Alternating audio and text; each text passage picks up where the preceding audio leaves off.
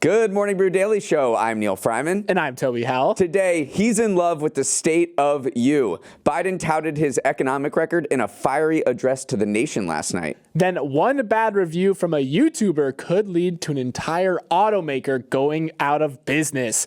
It's Friday, March 8th. Let's ride.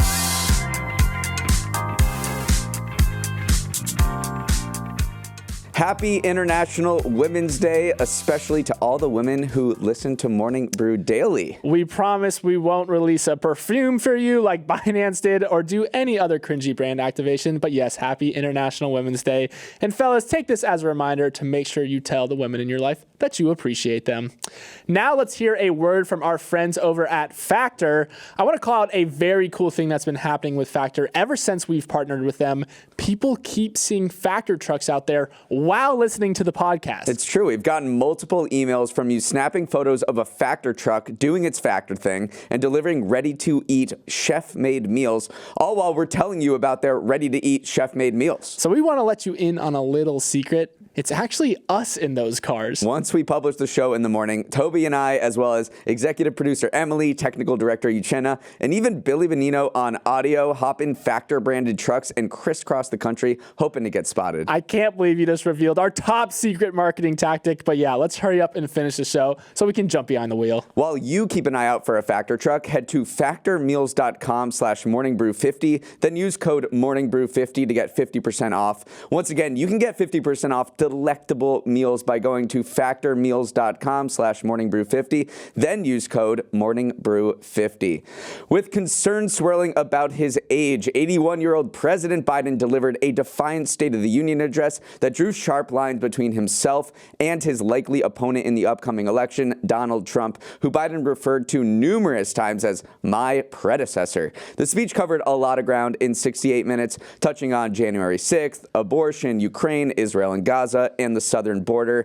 Biden also highlighted his economic record, saying he inherited an economy that was on the brink and turned it into an economy that is the envy of the world. And it's true, the U.S. is lapping other countries when it comes to economic growth.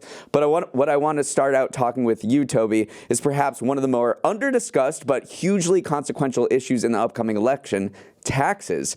Whether Biden or Trump wins will have major impact on Americans' taxes, since many of Trump's 2017 tax cuts expire in 2025, leaving their fate up to the next administration.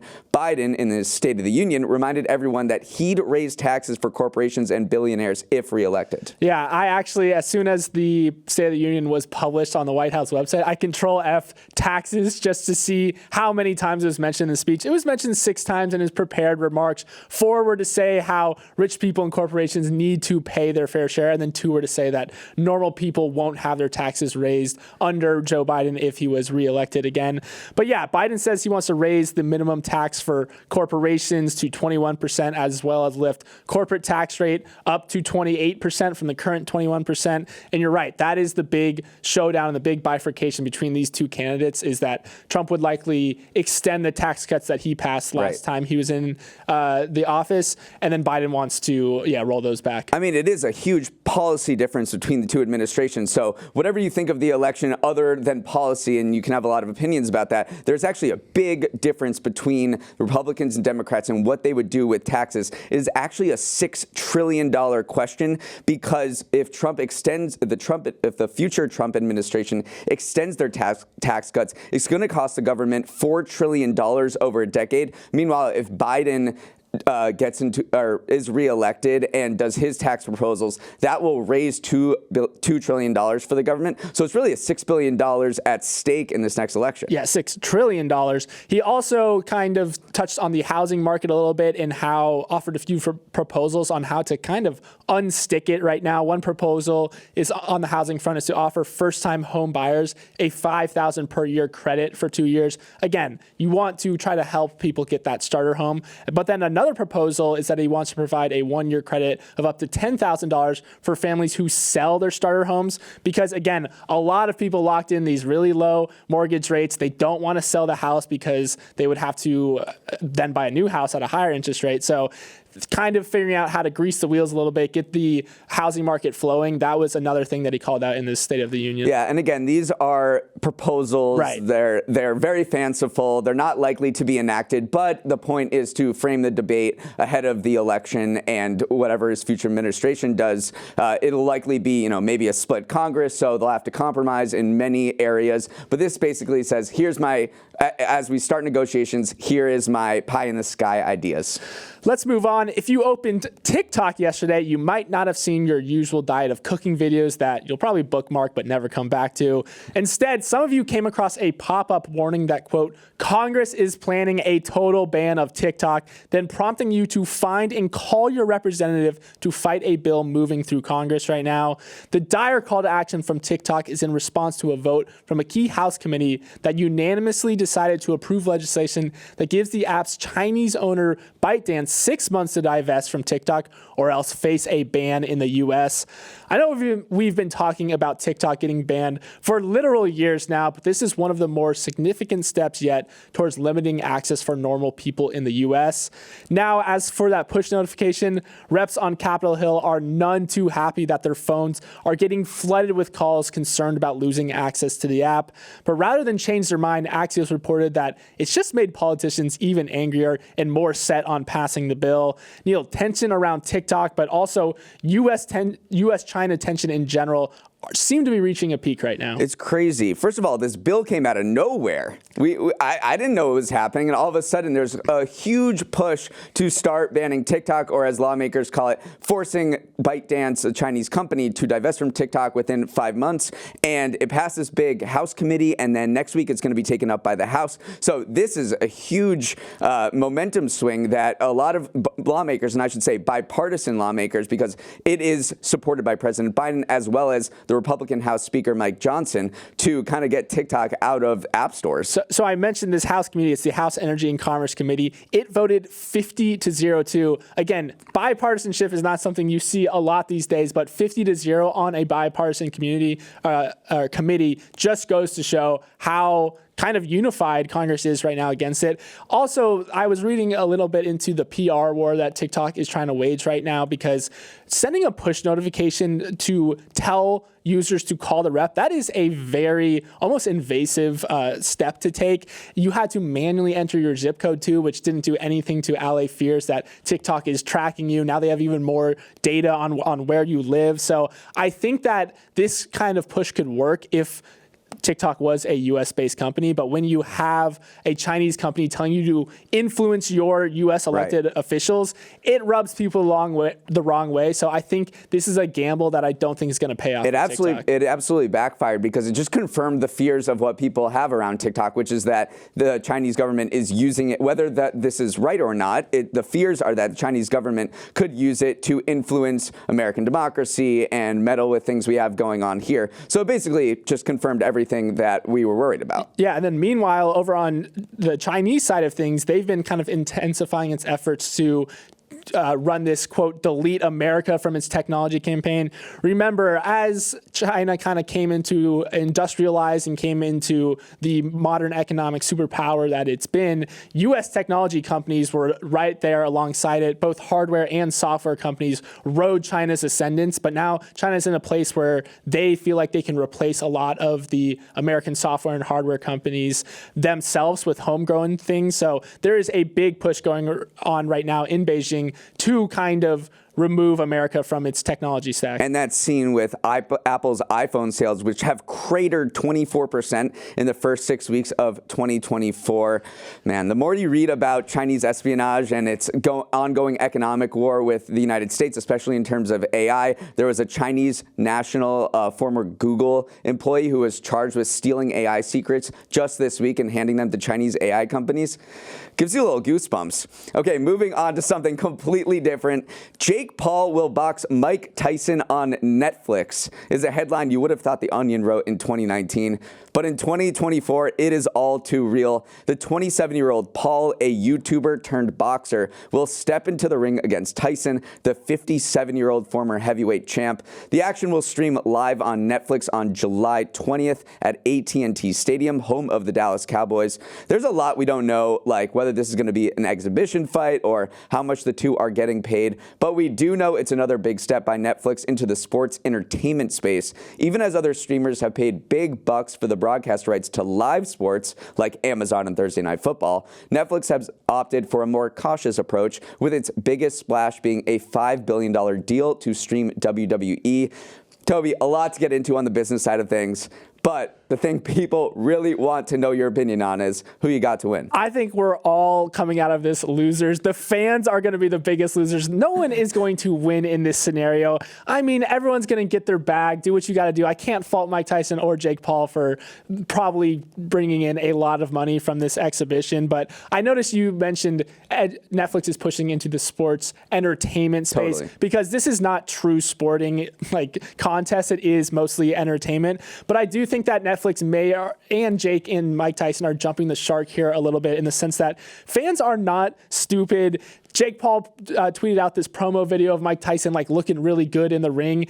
Everyone immediately knew that it was from 4 years ago, and that's not the current shape he's in. Even the picture that they're using of Mike Tyson for the promo card is him from 19 years ago that they photoshopped a tattoo on him to make it look like it was recent. So I do think Netflix and Jake and Mike are flying dangerously close to alienating their users or the people who might watch this fight, because we know that this is not going to be pretty. Yeah, it's a little bit of a farce. Yeah, I mean, Netflix's strategy here is a little bewildering. I mean, they clearly don't want to pay. What you have to do for live sports right now is pay billions and billions and billions of dollars, because that is the only thing people watch live appointment viewing these days. But they've also been tiptoeing into the sports space with exhibition tennis matches and exhibition golf matches and their documentaries. Just feels like that old business adage, you have to spend money to make money, and Netflix is just tiptoeing in, and I'm not sure they're going to see any investment on their little spending in these sports entertainment pieces. Maybe obviously WWE is a big property, but I don't know. It feels a little confused, and they're not willing to just dive in like the other streamers. Yeah, they've definitely done what they have done well, which is the Drive to Survive, the Break Points, the Full Swings of the World, which are these sports documentaries. And I do think that the eventual vision is to pair live sports with these behind-the-scenes documentary. Right now, though, yeah, it is. They're not cannonballing in. They are tiptoeing in these kind of weird sports entertainment events. I say all that. I kind of was being mean in the beginning of the show. I will definitely watch it, though, because, come on, it is Mike Tyson. It's Iron Mike. Okay, before we take a quick break, stick around because we have a Stock of the Week, Dog of the Week coming up right after this. You know what time it is. Stock of the Week, Dog of the Week time. We're going to take you through one stock that is already studying up for their March Madness bracket and one stock that is just going to wing it based on vibes. Neil, I tip my hat to you because you won the pre-show horticulture contest. What is our stock of the week? What does that involve? I'm not telling the people. It's horticulture, though. You got a green thumb. All right. My stock of the week is Target, whose stock is up 12% after it revealed a plan to compete with the big boys of retail. Like Amazon and Walmart, it's going to have a new paid membership program called Target Circle 360. The plan will offer unlimited free same-day delivery in under an hour for orders over $35 and free two-day shipping. And in a special deal next month, people can get it for $49 per year, but after that, it'll cost $99. Target does have an existing loyalty program that gives you coupons, but this is a more robust service intended to compete with Amazon Prime and Walmart Plus. And given the stock pop, investors are clearly excited what Target's got in the pipeline, which includes not only this membership program, but also a plan to build 300 new stores and expand its private label brands. Yeah, this is kind of the big box retail renaissance playbook. You have to have an Amazon Prime-esque membership service that includes fast delivery. You also have to double down on your own private label line of goods. They have this line called Dealworthy, as you mentioned. So I think they're trying to run the playbook, and investors are finally happy to see them jumping on board on the things that others like Walmart and Amazon have been doing for years now, but they're finally getting up to speed. Yeah, Walmart Target's in this weird place compared to Walmart because more than half of its sales are discretionary items, which are items you don't really need, like the electronics of the world. Meanwhile, Walmart has this big grocery business, so it tends to do better in times where people are hurting a little more. There's more recessionary vibes going on. So Walmart's really well positioned in that space. Target is not so much, and it did suffer its first annual sales decline since 2016 last year, but it's rolling out this membership program. It got rid of this big inventory glut it had built up during the pandemic with all those supply chain problems. So it is repositioning itself for a good few years. And yeah, those private label brands are huge for Target. I mean, they do $30 billion in sales from those private label brands. They just rolled out a new one called Dealworthy, and most of these items are going to be priced under $10, some under $1. So it's all about those essentials that you don't want to pay up for. Target wants to own that space. And Target has actually outperformed Walmart, the stock, since 2019, which I don't think I would have guessed. They're both getting lapped by Costco, though, which I would have guessed. My dog of the week is the electric vehicle maker Fisker. So there's this YouTuber named Marques Brownlee, who is one of the OG tech influencers. The guy is awesome, gives very pragmatic reviews of stuff like the Vision Pro, new phones, etc. But he's recently gotten into reviewing cars and just published a video where he called Fisker's latest EV the worst car he's ever reviewed. Again, Marquez is not prone to hyperbole. When he says something like that, he means it literally. The video blew up, racking up over 4 million views, and has actually reached Fisker senior management.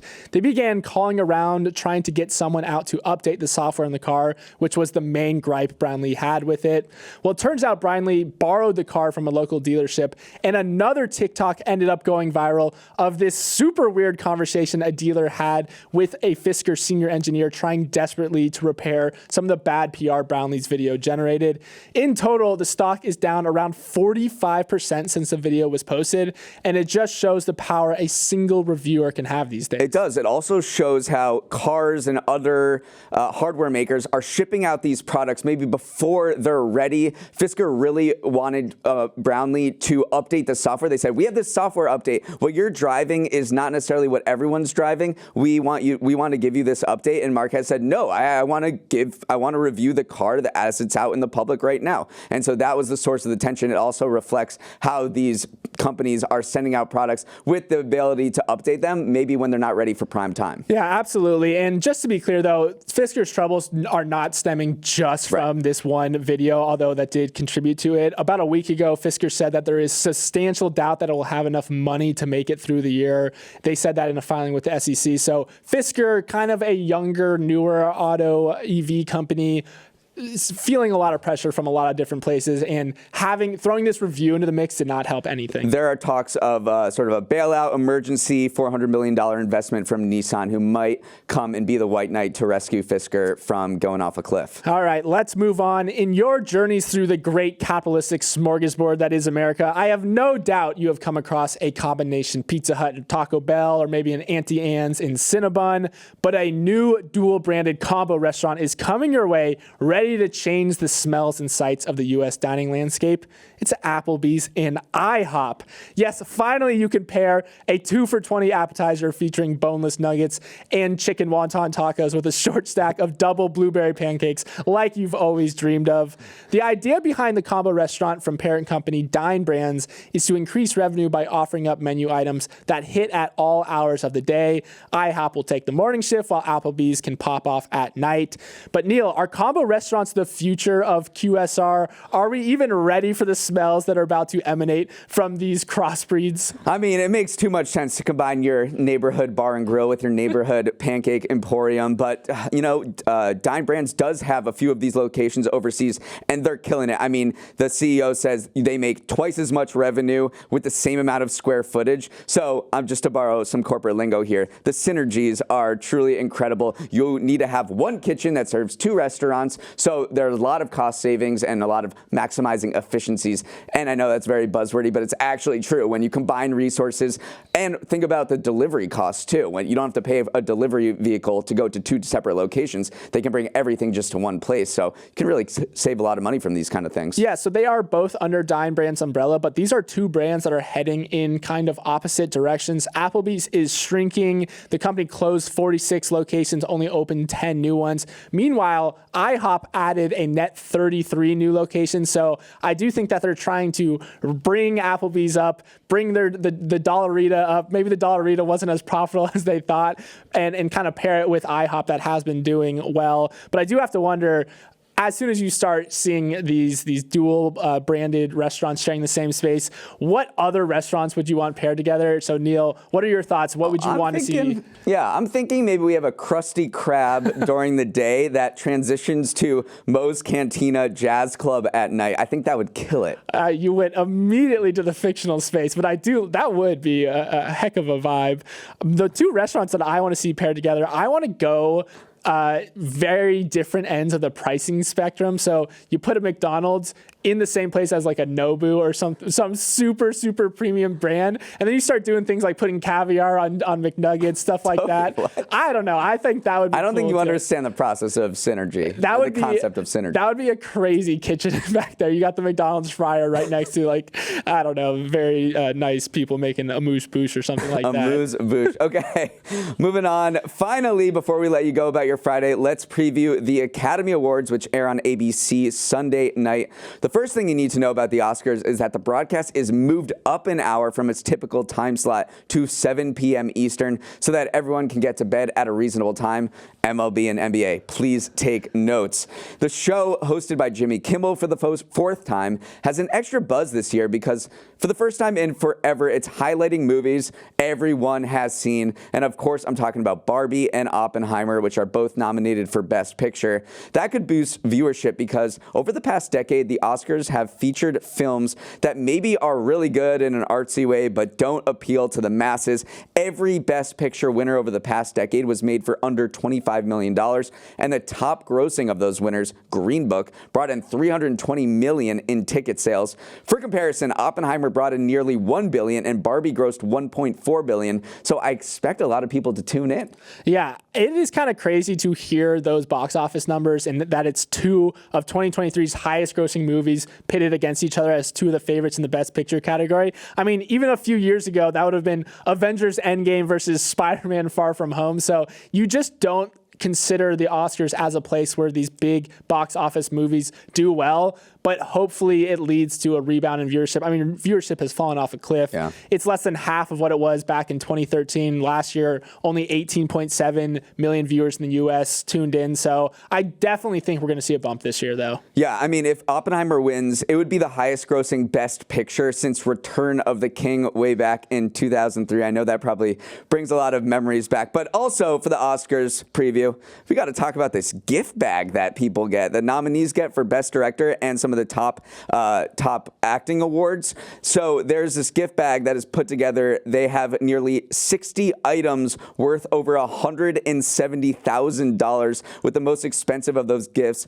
being a $50,000 trip to a luxury chalet in the Swiss Alps. And I guess these brands think it's worth it because, you know, if Robert Downey Jr. takes one picture at your chalet in the Alps, then it's worth it.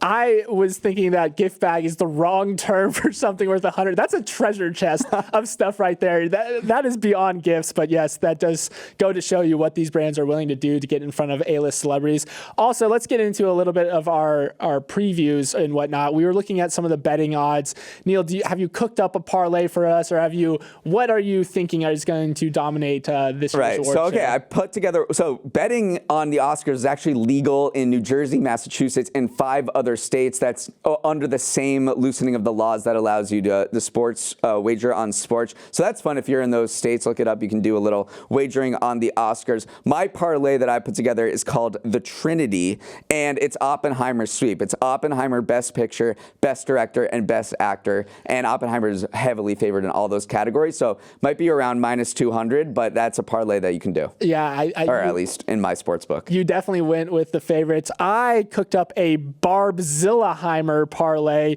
where you string together a best song pick of What I Was Made For that's the Barbie piece, a best visual effects pick of Godzilla -1, which, by the way, was the most underrated movie of the year. You should definitely go see that.